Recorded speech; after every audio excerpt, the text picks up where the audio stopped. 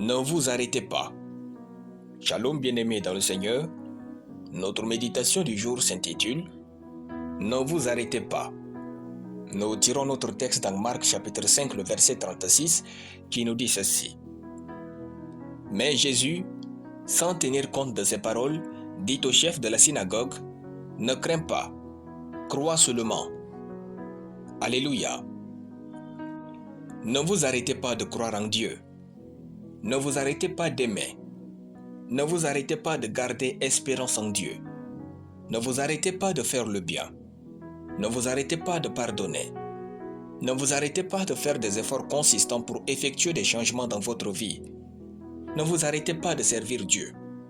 Ne vous arrêtez pas de désirer Dieu. Ne vous arrêtez pas de vous attacher à Dieu. Ne vous arrêtez jamais de poursuivre ce qui est noble.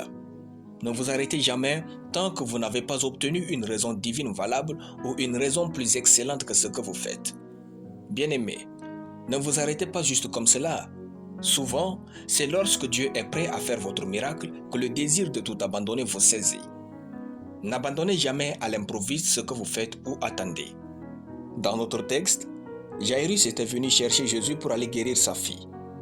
Jésus s'étant arrêté pour guérir la femme à la perte de sang, a pris du temps et la fille de Jairus était morte. Une délégation vint annoncer à Jairus le décès de sa fille et lui demanda de ne plus importuner le maître. En fait, cette délégation demandait à Jairus d'arrêter de croire, d'arrêter d'espérer une vie meilleure pour sa fille, d'arrêter d'attirer Jésus dans sa famille. Mais Jésus, sans tenir compte de ces paroles, dit au chef de la synagogue, « Ne crains pas, crois seulement. » Faites ce que vous êtes en train de faire jusqu'à ce que Dieu vous honore. Lorsque la femme est sur le point de délivrer l'enfant, les douleurs sont si intenses qu'elle a envie d'abandonner. Mais c'est justement à ce moment-là qu'elle obtient son enfant. Il n'y a que ceux qui sont tenaces, qui n'abandonnent pas, qui parviennent à accomplir de grandes choses avec Dieu tout en rendant ce monde meilleur.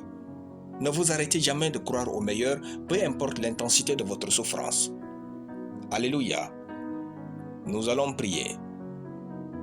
Merci Père honorable et aimant pour ta parole dans mon esprit.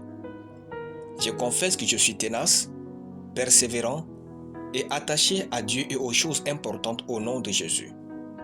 Je rayonne comme une lumière à son midi et prospère à tous égards au nom suprême de Jésus-Christ. Amen. La lecture biblique en une année, tout le livre de Jude. Soyez bénis, c'était le pain du ciel.